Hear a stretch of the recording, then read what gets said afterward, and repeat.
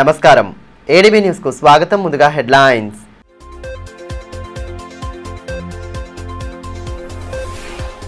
CC కెమెరాల సహాయంతో traffic నియమాల ఉల్లంఘనదారులకు జరిమానాలు. పట్టణ పరిధిలో ప్రారంభమైన నూతన విధానం. ప్రమాదాల నియంత్రణకే పటిష్ట చర్యలు తీసుకుంటున్నట్లు డీఎస్పీ వెల్లడి.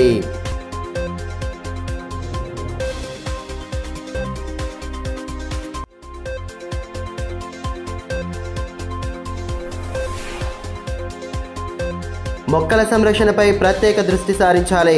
తాంసీలోని అవెన్యూ ప్లాంటేషన్ను పరిశీలించిన సీసీఐ శరవణన్. మొక్కల పరిరక్షణకు తీసుకుంటున్న చర్యలపై సిబ్బందికి దిశానిర్దేశం.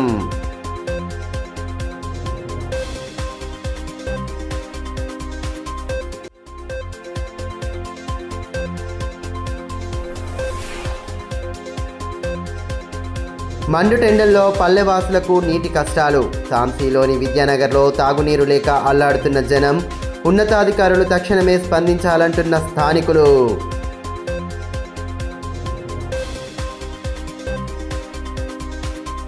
రోడ్లపై ర్యాష్ డ్రైవింగ్ చేయడం, సెల్ ఫోన్లో మాట్లాడుతూ బండ్లు నడపడం వంటివి చేస్తూ పోలీసుల కళ్ళు కప్పి తిరిగే వారిని ఇకపై సీసీ కెమెరాలు పట్టుకోనున్నాయి. కమాండ్ కంట్రోల్ రూమ్ ద్వారా ప్రతి క్షణం రహదారులపై జరుగుతున్న దృశ్యాలను పర్యవేక్షించనున్న పోలీసు యంత్రాంగం ట్రాఫిక్ నియమాలను పాటించని వారిపై కెమెరాల ద్వారా గుర్తించి జరిమానాలు విధించనుంది. పట్టణ పరిధిలో నూతనంగా అమలవుతున్న ఈ విధానంపై ఏడీబీ న్యూస్ అందిస్తున్న ప్రత్యేక కథనం.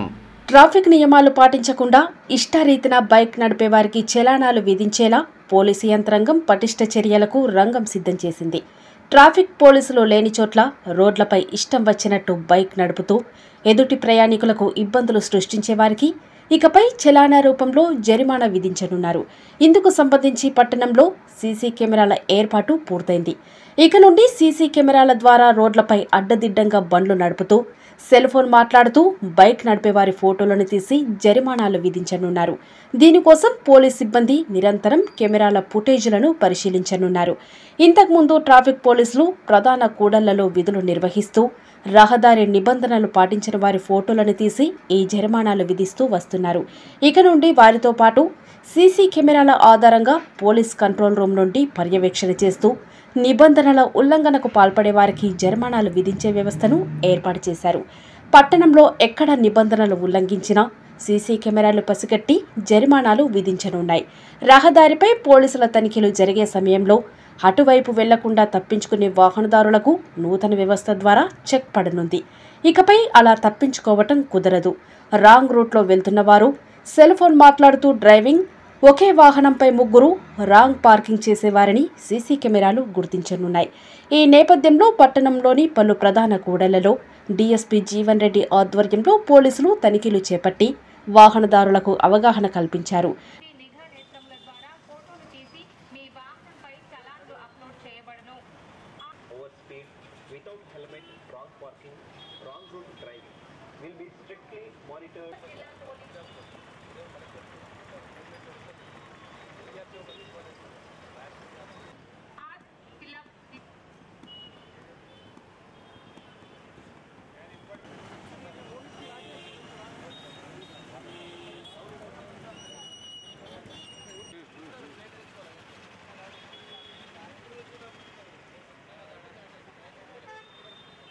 ట్రాఫిక్ నియమాలు పాటించకపోవడం కారణంగానే రోడ్డు ప్రమాదాలు సంభవిస్తున్నాయని, వాటిని నివారించేందుకు సీసీ కెమెరాల నిఘా వ్యవస్థను వినియోగించనున్నట్టు డీఎస్పీ జీవన్ రెడ్డి తెలిపారు.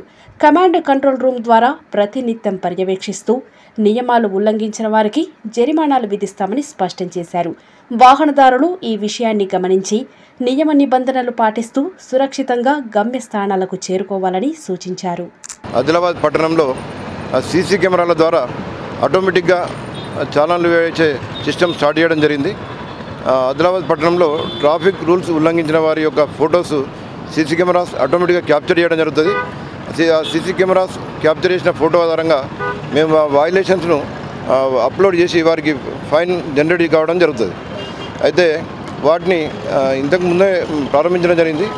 ఈరోజు ఏ నిబంధనలు అయితే వైలేషన్ చేస్తారో వేటికి ఫైన్ ఎంత పడుతుంది అన్నది ఈరోజు అవేర్నెస్ గురించి ఇక్కడ కుమరంభీం చౌరస్తాలో మరి కొన్ని ఆదిలాబాద్ పట్టణంలోని వివిధ జంక్షన్లలో అవేర్నెస్ బోర్డ్స్ ఫ్లెక్సీస్ ఏర్పాటు చేయడం జరిగింది.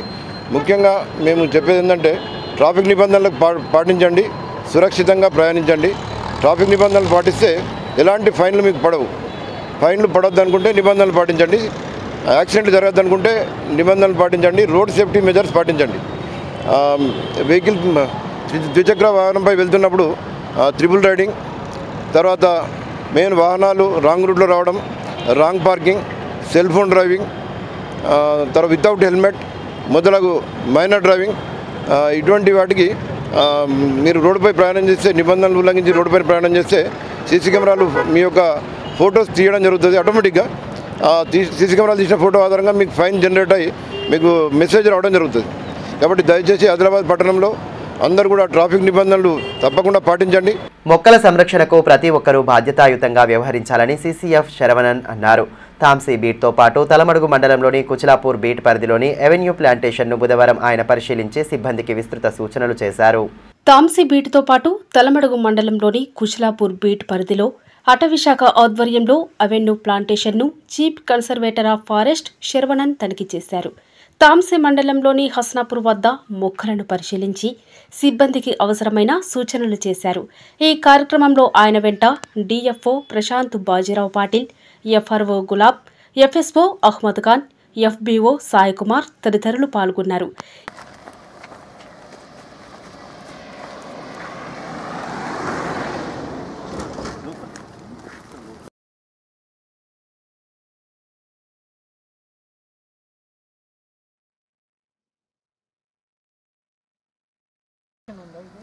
ये तक कौन सा साइड क्लियरेंस को 200 रुपये देते हैं सर, पूरा 1 किलोमीटर को 400 रुपये को डायरेक्ट नहीं करते, जिले में जीएसटी भी कट करना ये करती है सर. उसके बाद आधे ज़्यादा है ఈ సందర్భంగా సీసీఎఫ్ శరవణన్ మాట్లాడుతూ హరితనిధి కార్యక్రమంలో భాగంగా ఆదిలాబాద్ జిల్లాలో 87 కిలోమీటర్ల మేర రోడ్లకు ఇరువైపులా మొక్కలు నాటడం జరిగిందన్నారు. మొక్కల సంరక్షణ కోసం ట్రీ గార్డులు ఏర్పాటు చేశామన్నారు. ప్రజలు కూడా మొక్కలను సంరక్షించాలని సూచించారు. ఒక ఏడాదిలోనే మొక్కలు పెరిగి నీడనిస్తాయని, జీవకోటి మనుగడకు పచ్చదనం ప్రాధాన్యతను ప్రతి ఒక్కరూ గుర్తించాలని పేర్కొన్నారు. అవెన్యూ ప్లాంటేషన్ టేకప్ చేశాము. సో ఇప్పుడు టార్గెట్ వచ్చేసి మనకు 87 కిలోమీటర్ ఇన్ ఆదిలాబాద్ డిస్ట్రిక్ట్. దానిలో ఆదిలాబాద్ డివిజన్లో దాదాపు 55 కిలోమీటర్, బ్యాలెన్స్ 30 కిలోమీటర్ ఇచ్చోడ డివిజన్లో. సో ఈరోజు ఇన్స్పెక్షన్ చేయడం జరుగుతుంది. ఇప్పుడే ఒక స్టెప్ చూసాము తాంసీలో. సో ఇది వేరియస్ స్ట్రెచెస్లో ఈ ప్లాంటేషన్ అనేది చేయడం జరిగింది. దాదాపు ఒక 6-7 స్పీసీస్ తీసుకున్నారు. రావి, మర్రి, కొండవేప, చుక్రేషియా, మహోగని, ఇటువంటి మంచి స్పీసీస్ని మనం 2 మీటర్ టాల్ సీలింగ్స్ని తీసుకొచ్చి ఈ రోడ్డుకు 2 వైపులు కూడా పెట్టడం జరుగుతుంది. ఎక్కడ ఎలక్ట్రిక్ లైన్స్ వస్తే అక్కడ అవాయిడ్ చేస్తున్నాం, ఎందుకంటే అక్కడ డ్యామేజ్ అవుతాయి. సో ఇది ఇక్కడ ఉన్న చుట్టూ ఉన్న పబ్లిక్ కూడా ఇది బాగా ప్రొటెక్ట్ చేయాలి. అంటే ఆల్రెడీ మనం ట్రీ గార్డ్ కూడా పెట్టాం, కానీ ఇంకా బాగా ప్రొటెక్ట్ చేయాలి. ఎవరు కూడా ఇది డ్యామేజ్ చేయకుండా మంచిగా మనం ఇది మెయింటైన్ చేస్తే ఒక 4 ఇయర్స్లో మంచి అవెన్యూ ప్లాంటేషన్ ఆదిలాబాద్ జిల్లాలో మనకు ఏర్పాటవుతుంది. సో ఇది అందరికీ కూడా మెయిన్ చేస్తుంది. వాతావరణ మార్పులో ఇటువంటి మనకు మంచి ప్లాంటేషన్స్ అనేది చాలా చాలా అవసరం ఉంది. సో హరితనిధి కింద ఈ అడవి శాఖ తరఫు నుంచి ఈ సంవత్సరం మనం ఇది టేకప్ చేసాం. సో ఇది కంటిన్యూస్ మనకు మెయింటెనెన్స్ కూడా వచ్చే సంవత్సరంలో. సీసీఐ సాధనా కమిటీ ఆధ్వర్యంలో సీసీఐ ఫ్యాక్టరీ పునరుద్ధరణే ధ్యేయంగా చేపడుతున్న రిలే నిరాహార దీక్షలు బుధవారం నాటికి 8వ రోజుకు చేరుకున్నాయి.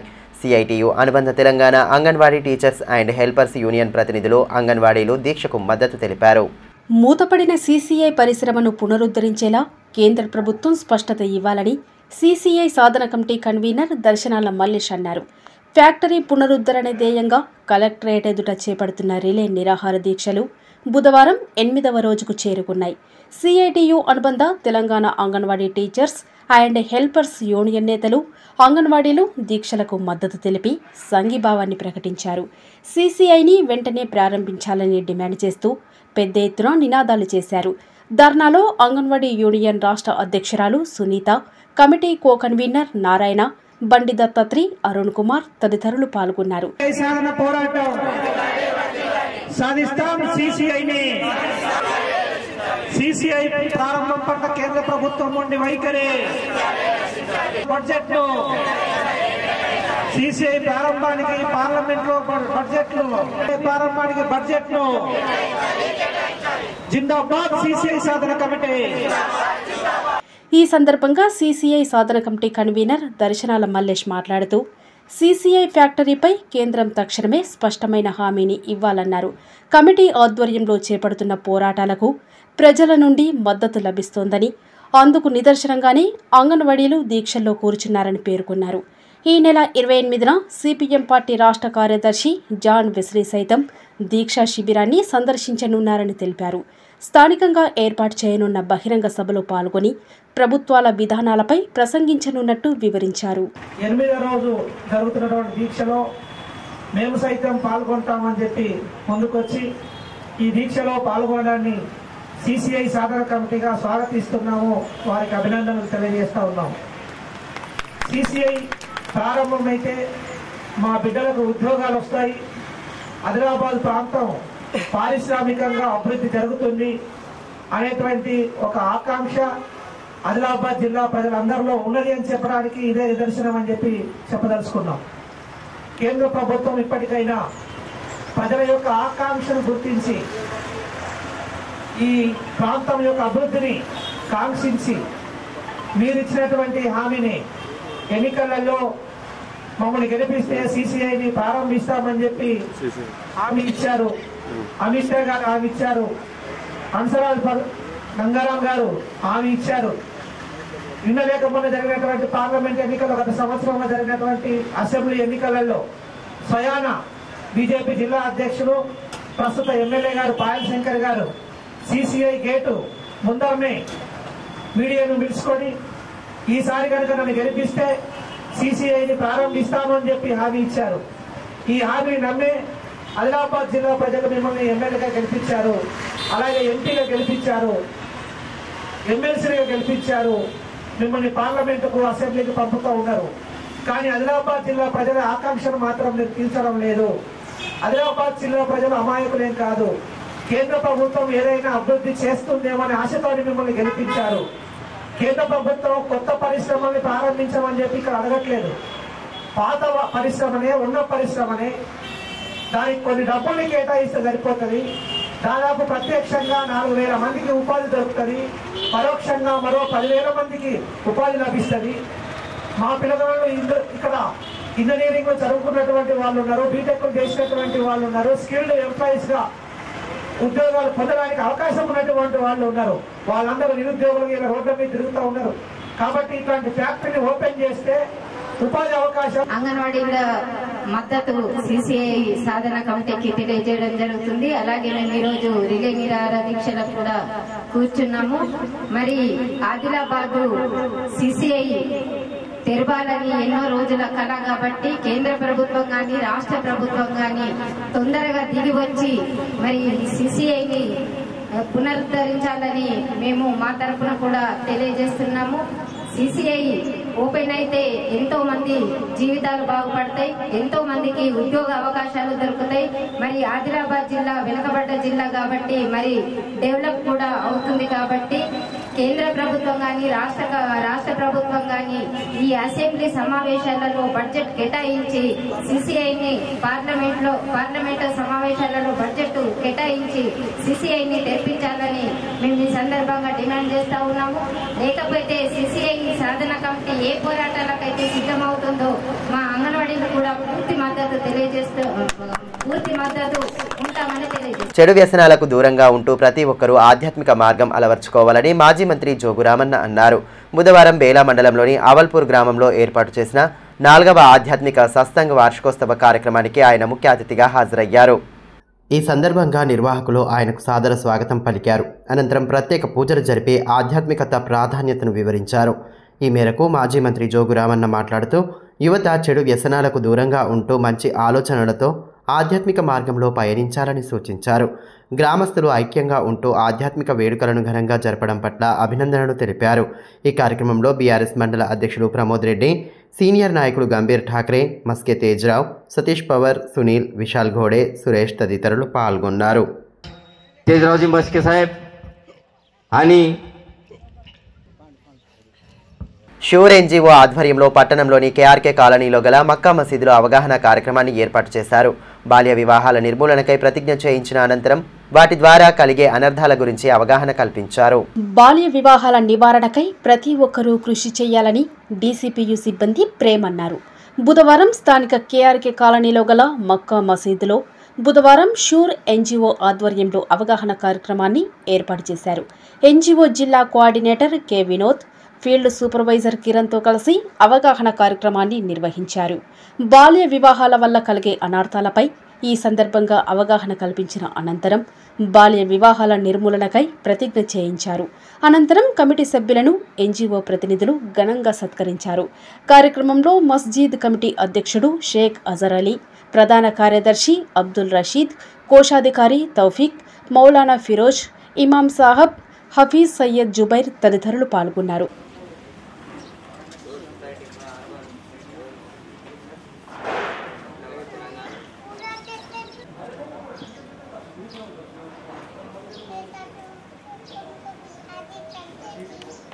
ఈ మేరకు డీసీపీయూ సిబ్బంది ప్రేమ్ మాట్లాడుతూ ఆడపిల్లల రక్షణ సంరక్షణ కోసం ఒక వ్యవస్థనే పనిచేస్తుందని అన్నారు. వారి కోసం ప్రత్యేకంగా జేజేపీ కోర్ట్, చిల్డ్రన్, ఐసీపీఎస్, ఎన్జీఓలు పనిచేస్తున్నాయని తెలిపారు. ఆపదలో ఉన్నవారు ఎవరికీ భయపడకుండా డయల్ 100, 181, 1098కి కాల్ చేయాలన్నారు. బాలికల హక్కుల కోసం కేంద్ర రాష్ట్ర ప్రభుత్వాలు కృషి చేస్తున్నాయని తెలిపారు. ఈరోజు కార్యక్రమంలో కేఆర్కే కాలనీ మక్కా మసీద్ లో షూర్ ఎన్జీఓ ఆధ్వర్యంలో మనం ఈరోజు నేటి బాల్య వివాహ ముక్త భారత్ ప్రోగ్రాంలో భాగంగా బాల్య వివాహ భారతదేశం మరియు బాల వివాహాలని అరికట్టడానికి మనం ఎలాంటి కార్యక్రమాలు చేస్తున్నాం, తర్వాత అదేవిధంగా చైల్డ్ లేబర్ బాల కార్మికులు లేకుండా మనం ఎలాంటి చర్యలు తీసుకుంటామనేది వీళ్ళకి అవగాహన సదస్సు ఏర్పాటు చేయడం జరిగింది. అదేవిధంగా బాల్య వివాహాలు చేసుకున్నట్లయితే 1,00,000 రూపాయల జరిమానా, తర్వాత 1 సంవత్సరం జైలు శిక్ష అనేది మనము ఉంటుంది ఆ చట్టంలో.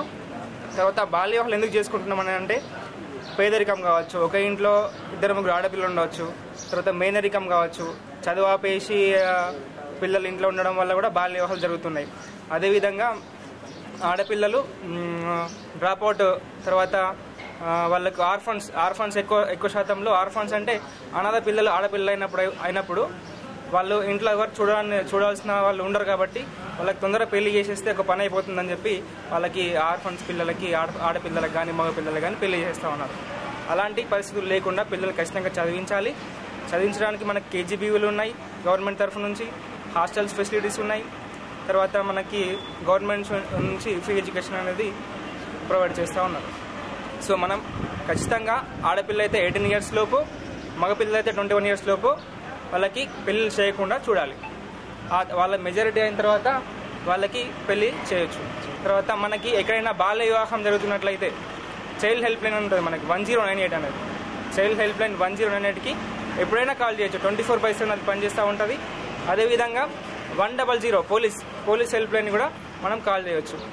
కాల్ చేసి మనం ఆ సమాచారాన్ని ఎక్కడైతే బాల్య వివాహం జరుగుతుందో అక్కడ మనం సమాచారాన్ని అందియాలి. ఈ సమాచారాన్ని అందించిన వారి పేర్లు కానీ వాళ్ళ వివరాలు కానీ మన ఎక్కడ బయటకి.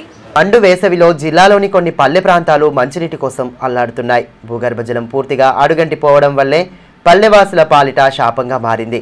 తాంసీ మండల కేంద్రంలోని విద్యానగర్ కాలనీలో గత వారం రోజులుగా జనం మంచినీరు లేక తీవ్ర ఇబ్బందులు పడుతున్న వైనంపై ఏడీబీ న్యూస్ అందిస్తున్న ప్రత్యేక కథనం. మండుటెండల్లో జిల్లాలోని పలు ప్రాంతాల వాసులు మంచినీరు దొరక్క అల్లాడుతున్నారు. భూగర్భ జలం అడుగంటిపోవడం, బోర్లు నిండుకోవడంతో కొన్ని పల్లె ప్రాంతాల్లో తాగునీరు దొరక్క జనం ఉక్కిరిబిక్కిరవుతున్నారు. ఇందుకు తాంసీ మండల కేంద్రంలోని విద్యానగర్ కాలనీ వాసులు పడుతున్న ఇక్కట్లు నిదర్శనంగా నిలుస్తున్నాయి.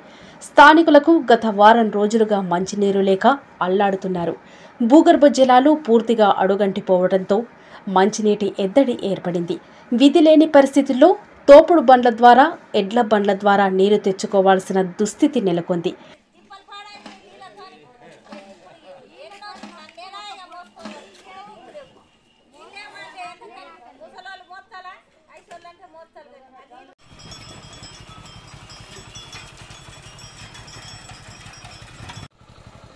రెక్కాడితే కానీ డొక్కాడని పరిస్థితిలో ఉన్న కాలనీవాసులకు నీటి కష్టాలు కన్నీరు తెప్పిస్తున్నాయి.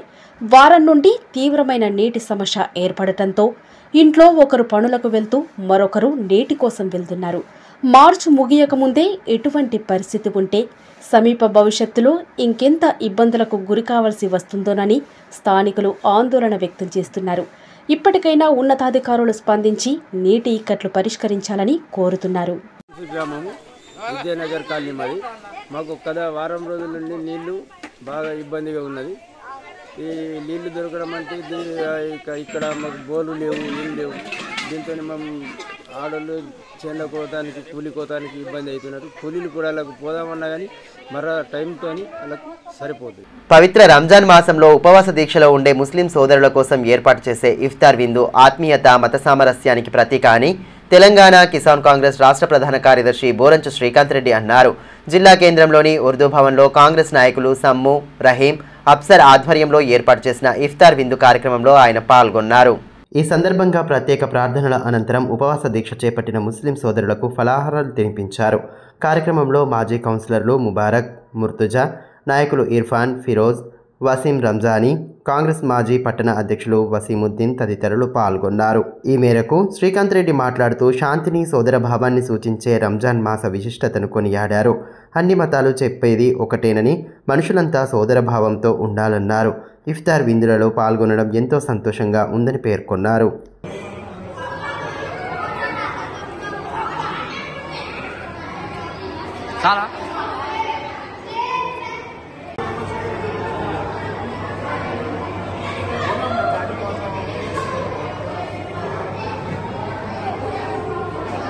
వందేళ్లకు సరిపడా ముడిసరుకు కలిగి ఉన్న ఆదిలాబాద్ సీసీఐని పునఃప్రారంభించేలా పార్లమెంటు సమావేశాల్లో చర్చించాలని రాజ్యసభ సభ్యులు అనిల్ కుమార్ యాదవ్ను యువజన కాంగ్రెస్ అసెంబ్లీ ఉపాధ్యక్షులు సామ రూపేష్ రెడ్డి కోరారు. ఎన్నో ఏళ్లుగా మూతపడి స్థానిక ప్రజలకు ఉపాధి ఇవ్వలేకపోతున్న సీసీఐని పునఃప్రారంభిస్తే వేల మంది కార్మికులకు, ప్రజలకు ఉపాధి లభిస్తుందని పేర్కొన్నారు. ఈ మేరకు బుధవారం ఢిల్లీలో రాజ్యసభ సభ్యులు అనిల్ కుమార్ యాదవ్ను ఆయన మర్యాదపూర్వకంగా కలిశారు. 25 సంవత్సరాల క్రితం మూతపడిన సీసీఐని ప్రస్తుతం కేంద్రంలోని బీజేపీ ప్రభుత్వం పునఃప్రారంభిస్తామని చెబుతూ గత 11 ఏళ్లుగా అధికారంలో ఉన్నప్పటికీ ఇంతవరకు ప్రారంభించడం లేదని తెలియజేశారు. ప్రతి ఎన్నికలో సీసీఐని పునఃప్రారంభిస్తామన్న కేంద్రంలోని బీజేపీ ప్రభుత్వం అందులోని తుక్కును విక్రయించే చర్యలను మానుకొని ప్రజలకు ఇచ్చిన హామీ మేరకు ఫ్యాక్టరీని పునఃప్రారంభించేలా చూడాలని కోరారు. బోత్ యువజన కాంగ్రెస్ అసెంబ్లీ అధ్యక్షులు బద్దం పోతారెడ్డి తదితరులు ఆయన వెంట ఉన్నారు. వార్తలు ముగించే ముందు హెడ్లైన్స్ మరోసారి.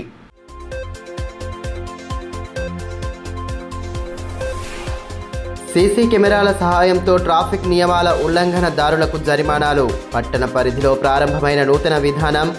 ప్రమాదాల నియంత్రణకే పటిష్ట చర్యలు తీసుకుంటున్నట్లు డీఎస్పీ వెల్లడి.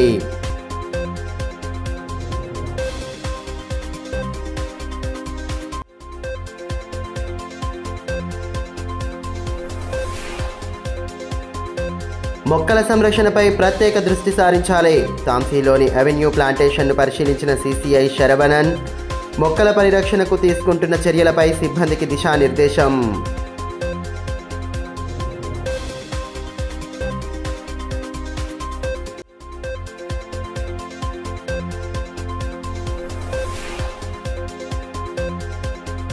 మండుటెండల్లో పల్లెవాసులకు నీటి కష్టాలు. తాంసీలోని విద్యానగర్లో తాగునీరు లేక అల్లాడుతున్న జనం. ఉన్నతాధికారులు తక్షణమే స్పందించాలంటున్న స్థానికులు.